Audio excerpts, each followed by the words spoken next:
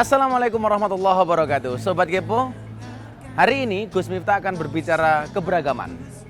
Allah Subhanahu wa taala berfirman dalam surat Al-Hujurat, "Ya ayyuhan nas, inna khalaqnakum min dzakari wa unsa wa ja'alnakum syu'uban wa qabaila lita'arafu, inna akramakum indallahi atqakum." Ayat ini berisi tentang keberagaman. Nah, ngomong keberagaman, Indonesia merupakan negara yang sangat beragam. Dengan memiliki lebih dari 300 suku, ras, budaya, dan keberagaman itulah yang menempatkan Indonesia di peringkat ke-24 dalam kategori negara diversitas etnis terbanyak versi World Atlas 18 Juli 2019. Sobat Kepo, keberagaman itu seharusnya membuat kita bangga dan menganggap keberagaman sebagai anugerah. Keberagaman kita harus menghargai setiap orang, menghargai kesetaraan, walaupun mereka berasal dari suku, bangsa, dan budaya yang berbeda. Maka, Bhinneka Tunggal Ika berbeda tetapi tetap satu jua adalah semboyan negara kita yang tertera di ikon negara kita, burung Garuda. Meski demikian, harus diakui, keberagaman itu memiliki sisi positif maupun sisi negatif. Nah, Pancasila dan Bhinneka Tunggal Ika terbukti ampuh menyatukan semua perbedaan tanpa mengurangi identitas masing-masing. Maka ketika saya ditanya, Gus Miftah, apakah Gus Miftah setuju kalau dikatakan Pancasila itu sudah tidak relevan dengan Indonesia? Anda salah. Pancasila terbukti mampu menyatukan perbedaan-perbedaan yang ada. Tetap menjadi pribadi masing-masing, tetapi bersatu di dalam Bhinneka Tunggal Ika. Maka kawan saya mengatakan begini, Pancasila itu udah gak cocok lagi, diganti saja dengan sistem khilafah atau ideologi lainnya. Please deh, kamu itu gak pernah ikut berjuang, gak buat Pancasila, gak pernah ngisi kemerdekaan, malah mau ganti ideologi Pancasila. Bahkan saya pernah lewat satu jalan, ada orang demo teriak-teriak, Allahu Akbar, ganti Pancasila dengan khilafah. Maka begitu mendengar takbir, Allahu Akbar, kaca mobil saya buka, langsung saya jawab, Sami Allahu liman hamidah. Sopir saya ikutan jawab, Rabbana walakal hamd. Ini malah kayak orang sholat. Pancasila tidak bisa diganti dengan ideologi lain. Salah satu cara yang bisa kita lakukan adalah menumbuhkan sikap toleransi di antara kita. Nilai toleransi terhadap keberagaman bisa membuat hidup menjadi harmonis dan jauh dari konflik sosial yang merugikan. Maka keberagaman harus kita syukuri karena keberagaman itu indah. Coba Anda lihat, kenapa kemudian manusia itu kelihatan indah? Karena dengan panca indera yang berbeda-beda. Allah menciptakan mulut, Allah menciptakan mata, Allah menciptakan telinga. Berbeda-beda fungsinya. Tetapi ketika menyatu dalam satu tubuh kelihatan indah dengan tugas masing-masing. Saya ngomong perbedaan indera nih. Saya pernah ditanya, Gus Miftah, kenapa mata itu kok di depan, telinga itu kok di samping? Jawabannya sederhana, karena kita harus menilai orang dari pandangan mata, bukan dari katanya. Nah, Gus Miftah punya quote nih. Jika Anda membenci perbedaan, Anda sejatinya membenci seluruh manusia. Kenapa? Karena semua manusia diciptakan berbeda. Tak ada yang sama, bahkan anak kembar sekalipun. Ingat, Tuhan menciptakan jutaan kacamata. Perbedaan adalah pilihan untuk memilih sebuah kacamata yang kita sukai. Jangan kemana-mana, kita akan ketemu dengan bintang tamu saya di studio. Mengamati salah satu yang saya lihat pemimpin kita yang berhasil.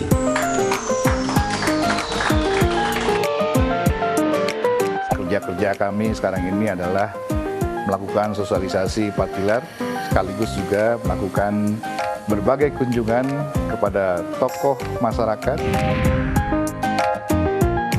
Kita menjadi rebutan pengaruh antara dua negara besar, China dan Amerika.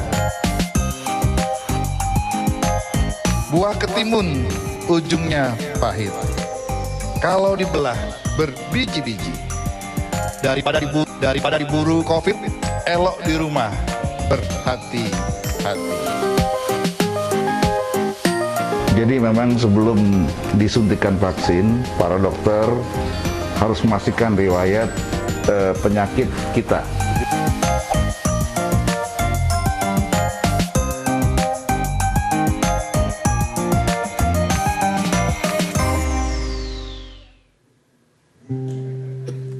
Hai, Kepo Band. Yes. Gimana, Tadi kalian di sini naik apa sih? Gus? Aku naik kuda. Kamu naik apa kamu? Kuda besi. Naik motor. Kalau aku naik GL Pro. Genjot langsung protol. Tadi kalian sudah lihat narasumber kita koleksi supercar-nya kan banyak banget. Wah, iya tuh. Kira-kira beliau kesini naik apa ya? Jangan-jangan naik Dilman. lebih ramah lingkungan. Ramah lingkungan. Coba gini aja, supaya menarik Yes. dan tahu beliau naik apa, kalian panggil, invite beliau dengan menggunakan lagu. Pakai lagu ya. Oke, siap, Gus. Kita sambut malam ini bersama Ketua MPR. Mangga. Ya. Gimana kabar Pak Bamsud? Alhamdulillah baik. Gimana Gus, sehat? Alhamdulillah. Kita mas selalu sehat Pak. Walaupun kurang pendapatan tapi banyak pendapat lah. Selamat datang di Ngobrol bareng Gus Miftah. Los Rarewel. Tadi anak-anak penasaran Pak Bamsud. Bisa dijawab nggak apa-apa Pak? Oh, izin ya. Kita sudah vaksin, Oke. sudah swab, jaga jarak, insya Allah aman lah. Tadi anak-anak ini penasaran, Opo. Pak Bamsud kesini naik apa? Kan mobilnya banyak, itu loh. Lupa Gus. Lupa, waduh. Kita langsung masuk mobil aja. Kalau dalam mobil kan sama aja semua. Oh semuanya sama Pak ya? Tapi kalau anak-anak band tadi saya lihat naik BMW. Bebek merah warnanya. Pak Bamsud saya punya video, kita lihat videonya. Oh, Sinovac. Saya suntikan tegak lurus ke bawah intramuskular Bapak.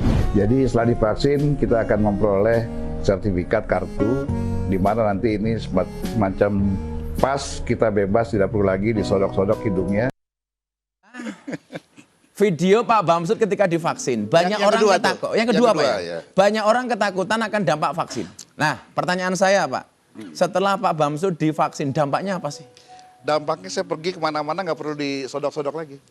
Karena udah vaksin. Udah vaksin. Karena sudah ada sertifikat, sehingga kalau saya pergi ke naik pesawat, saya nggak perlu pusing cari surat keterangan sudah swab, PCR atau antigen, cukup kasih tahu bahwa ini udah bersertifikat vaksin. Kalau kemarin di badan rasanya gimana Pak? Biasa aja. Meriang kah atau gimana gitu? Ya kangen aja. Kenapa? Bingung kan? Ini wong aneh ini. Disontek kangen. Bukan Gus, itu kangen sama nyonya di rumah. Oh. Soalnya vaksinnya kan di kantor. Vaksinnya di kantor. Langsung Nah, kangen. Karena habis Jadi- vaksin tuh agak ngantuk sedikit. Agak ngantuk ya? Bawaannya mau diklonin aja. Pak Bamsud jangan ngomong kelon sama istri dong. Kita udah seminggu belum pulang ini Pak. Nah, ini kan begitu banyak tokoh dan masyarakat dan influencer sudah divaksin. Tahap 1 bahkan sudah tahap 2. Tujuannya untuk menarik perhatian publik. Lah, kalau menurut Pak Bamsud, efektif nggak sih? Iya, sebetulnya handicap kita kemarin adalah bagaimana meyakinkan publik, masyarakat yang selama ini termakan hoax, bahwa vaksin ini nggak aman. Nggak aman. Vaksin ini nggak halal. Nah, sehingga kita, kemudian pemerintah berpikir bagaimana mensosialisasikan vaksin ini bahwa ini aman, kemudian halal, dan juga penting bagi menjaga kesehatan dirinya, keluarga, lingkungan, dan masyarakat yang lain. Ya. Itu yang paling penting. Jadi fungsinya mereka supaya meyakinkan masyarakat. Ya, karena berbarengan dengan vaksin ini didistribusikan, tiba-tiba di parlemen ada yang menolak. Oh. Nah, ini tidak aman, bahaya. Nah, dampaknya begini, begini, begini. Nah, kita tentu yang yakin ini pemerintah nggak akan mungkin menjumuskan atau mencelakai masyarakat atau rakyatnya. Nah, kita harus tampil lah ke depan. Lah, menurut Pak Bamsud ini, bagaimana cara yang paling efektif supaya masyarakat percaya terhadap vaksin ini? Kan sudah dilakukan. Presiden disuntik. Pertama kali bahkan. Nah, kami pimpinan lembaga negara disuntik. Aman-aman aja. Presidennya berani, masa kita takut? Oh, luar biasa. Presiden saya berani, masa kita takut gitu loh. Saya sih nggak takut vaksinnya Pak, takut jarumnya. Ini COVID Penambahnya ngeri nih Pak. Lah menurut Bapak, kenapa sih kok terus melonjak seperti ini? Faktornya apa? Iya, pertama mungkin tingkat kedisiplinan masyarakat kita masih cukup rendah. Seperti seringkali abai memakai masker, kemudian menjaga jarak dan tidak rajin mencuci tangan. Nah, kemudian juga selalu mendatangi atau tetap melakukan kegiatan-kegiatan yang berkerumun, sehingga penularan itu tetap terjadi. Jadi, sekali lagi memang kita agak sulit antara kepentingan masyarakat yang terus harus bersosialisasi dan bekerja dalam kerumunan yang nggak bisa dihindari dengan bagaimana dia membatasi diri, menjaga kesehatan, tapi keluarga itu nggak makan. Ya. Nah, itu pilihan-pilihan yang sulit. Ya, kayak kemarin saya bilang Pak, gara-gara PPKM ini pedagang kaki lima di sore hari. Persis. Jam 5 berangkat, setengah 6 nata kursi, jam 6 maghriban, habis maghrib mata wajam, jam 7 pulang Pak. Lah jualannya kapan gitu kan? Betul. Ya nggak makan akhirnya. Saya punya capturean tentang pasien COVID meninggal karena tidak mendapatkan ICU. Kita lihat captureannya. Ini viral, pasien meninggal gara-gara ruang ICU rumah sakit penuh pasien COVID-19. Menurut Pak Bamsud gimana? Kok sampai tragis amat gitu? Iya, jadi memang karena membludaknya secara berbarengan yang terkena COVID, kemudian sarana dan fasilitas rumah sakit sangat terbatas, terutama pelatihan-pelatihan yang sifatnya urgent seperti pembantu alat pernapasan, ya. Ventilator ya. Kemudian juga obat-obatan terbatas dan mahal, Gus. Orang yang terkena COVID ini mahal, itu bisa ratusan juta.